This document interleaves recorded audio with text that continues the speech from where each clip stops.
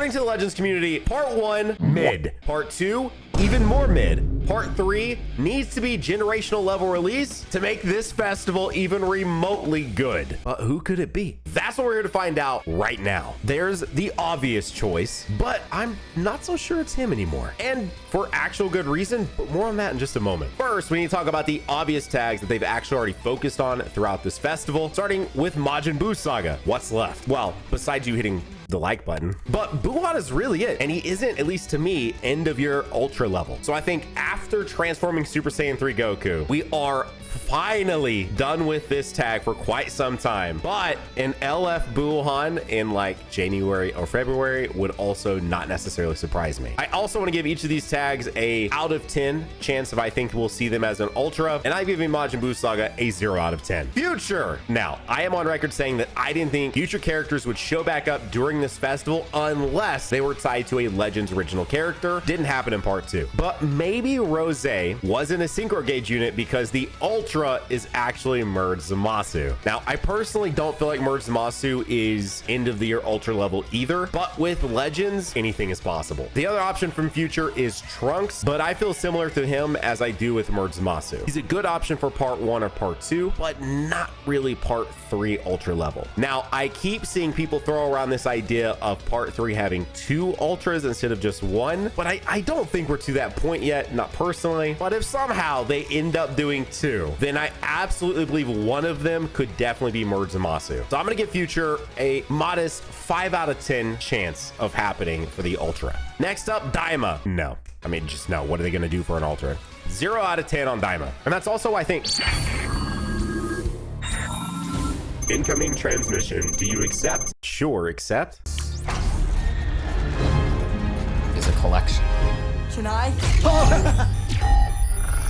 No touching. Okay, as an avid collector, that's a little intense, but also pretty relatable. But thankfully, if that collection of things that you want to enjoy but can't is a Marvel, then today's sponsor, Marvel Strike Force, is just for you. Marvel Strike Force is a mobile squad RPG where you can assemble your ultimate squad of Marvel characters, including Deadpool, Venom, Spider-Man, Wolverine, Iron Man, Doctor Doom, and so many more. Supervillains or even superheroes, because yes, in Marvel Strike Force, you can team up both on your 5-man team to take on 5v5 battles across countless amounts of content available right now. Like, of course, the game's campaign, Alliance War, a massive weekly alliance battle, or Cosmic Crucible, where you go head-to-head against other players in a tournament. And speaking of building your ultimate team, they're always adding new characters to Marvel Strike Force, and this month, they're adding the Absolute A-Force team. Plus, I have something very special for y'all. You can download the game right now for free by clicking my link in the description or scanning that QR code that's been on screen this entire time. And when you download it, use promo code DEC24 and you'll unlock What If characters Captain Carter, Star-Lord T'Challa, and Strange Heartless. So once again, thank you to Marvel Strike Force for sponsoring this video, and thank you to you guys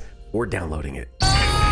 Listen, speaking of generational earlier, I've had generational level shafts right now during Legends Fest, so I will always be happy for sponsors like Strike Force coming through for us. But next tag, GT. What if the Sin Shenron and the Cell and Frieza units weren't so random after all? We've had this GT discussion at length this year because this has been the year of GT and Majin Buu saga, but there are genuinely only 2 characters that I at least can see from the main GT roster that we could possibly see, and that's Super Saiyan 4 Goku and Super Saiyan 4 Vegeta. You guys know I'm a ride or die with Vegeta, but do I think they would not only give him back-to-back ultra slots, but also make him the part 3 end of the year ultra? No, I don't. So if GT is here, it's Super Saiyan 4 Goku. His next logical step in Dragon Ball Legends is definitely becoming an ultra unit. But my only hesitation here is releasing Super Saiyan 4 Gogeta as the ultra during 6th anniversary, and then it would feel a bit weird to now go backwards and give us an ultra Super Saiyan 4 Goku just 6 months later as the finisher to Fest. Like, you would have thought if they were going to do both those characters this year, they would have done Goku first and then Gogeta in the festival, but maybe they wanted to do Gogeta during 6th anniversary to match the sort of theme of fusions, so that way they would all 3 be there in one celebration. Either way, it would feel like some level of regression to me personally, but I also wouldn't put it past them to do this given the fact that part 1 of Festival felt like a regression from part 1 of 6th anniversary, where you introduced us to a synchro gauge and then didn't use it again during part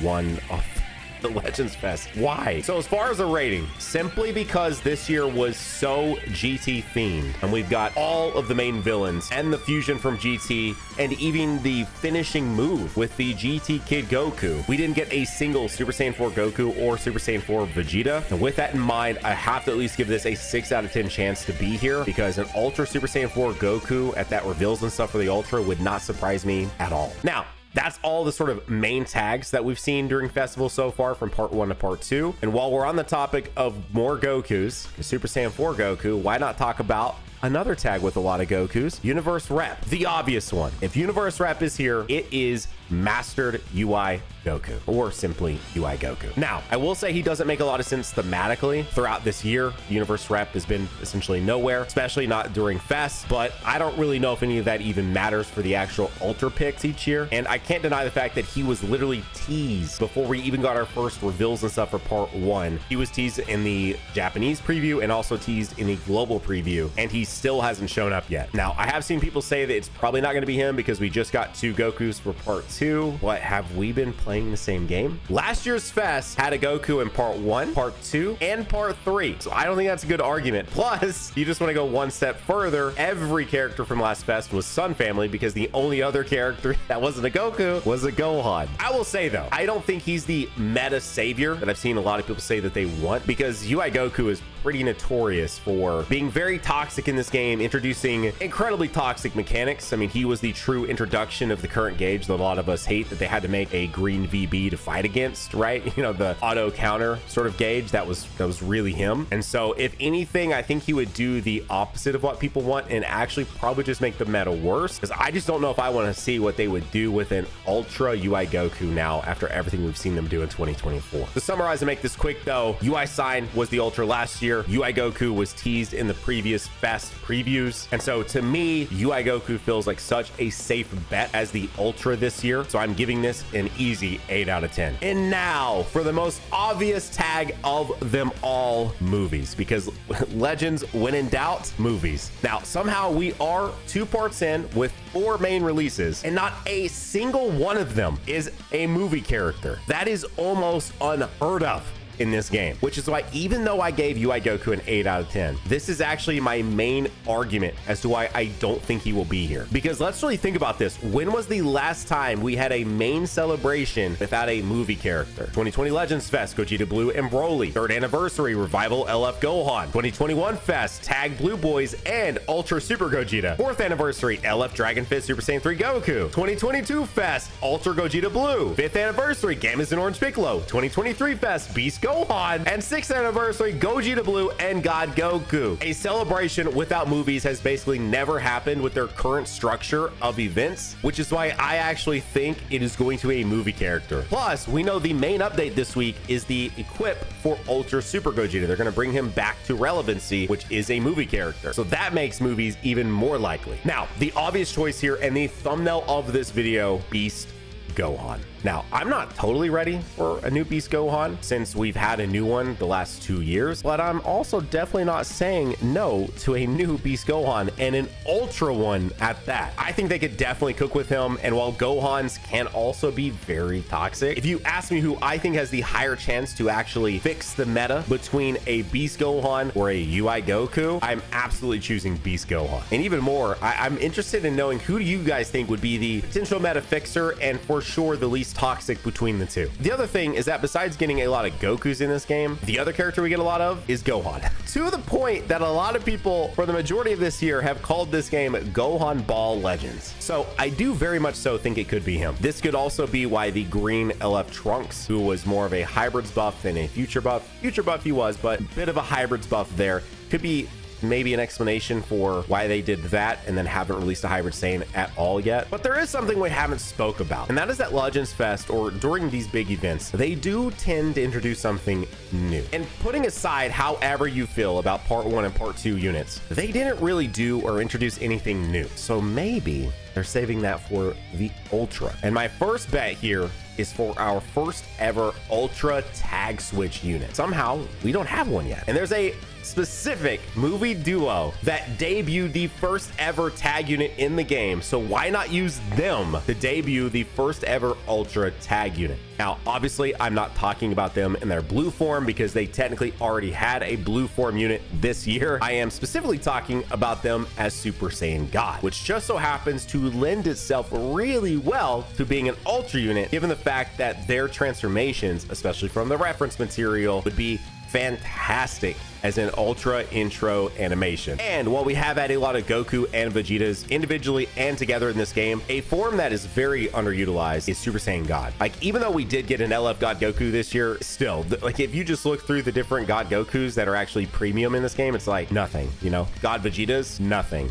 So that could be what it is, because the other thing, the elephant in the room that we haven't spoken about here, is the fact that they are clearly saving the Zenkai for the LF Gogeta Blue and even the Tag Blue Boys for something special. And this could be that. I thought at least one of those two would get their Zenkai during the 6th anniversary, because obviously Synchro Gauge Gogeta Blue was there, so we were back to a DBS Broly movie, but then it didn't happen. So is it because we're going back to that movie and getting a DBS Broly related Ultra? Possibly. And while we're here talking about DBS Broly the movie, why not bring up the man himself, Broly? He's been kind of just teased all year. You got a free-to-play unit, a side banner unit with Legends limited level animations, and then his blue LF Zenkai during 6th anniversary over the other two units I just mentioned. So this could genuinely be his time, and I think Broly is the one caveat to no like villain type units here, because it's Broly and he's a Saiyan and it's Broly. So I'm going to be giving movies a 9 out of 10. Almost want to just go out on a limb and say 10 out of 10 because I feel so confidently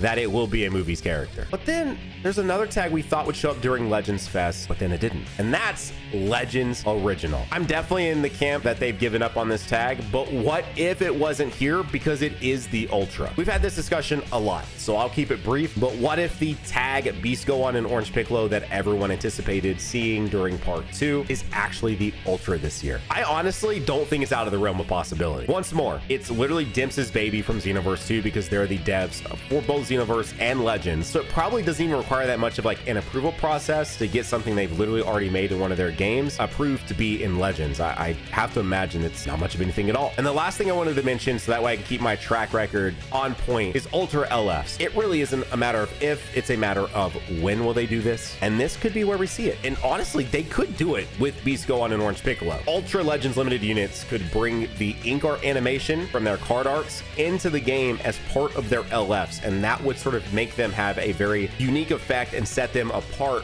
from SP Legends limited characters with their LFs, because Ultra LFs can have this cool new style of animation for LFs to make them feel really special. And I'll be honest, I feel like this community-wide sort of underwhelm feeling that everyone has, or a majority of people have, could be because a lot of effort and time was put into the Part 3 Ultra. I'm not trying to undermine, by the way, any of the animations for any of these characters. All the animations of these characters have actually been top-notch. But whatever that is in the air that everyone seems to feel a bit, again, just middling about both parts so far, it could be simply because so much of the work, money, effort, everything was put into Part 3, and they're just literally sitting over there on this massive Part 3 that is going to blow all of our minds. Or it could just be more of the same. But we should either be finding out later this week, because Ultra UI dropped the weekend before the holidays, or we'll be finding out the weekend after the holidays. It's going to be one of the two. They don't typically like dropping things on the holidays, so it's either before or after, because obviously if they did drop something and then it went wrong, and people still have to work, I'm sure, to make things go live and for us to be able to play this game, and I doubt they want their workers to be stuck at work on the holidays when they could have just easily released it the weekend before or after. So I hope you guys enjoyed this video. Hit the like button if you did, and a massive shout out to Marvel Strike Force for sponsoring the video and softening the blow of the insane shaft that I've had from parts 1 and part 2, and hoping that part 3 goes a little bit better. Of course, if you're looking for more content live on the channel, you can click right here, and I'll see you over there in that video. Bye.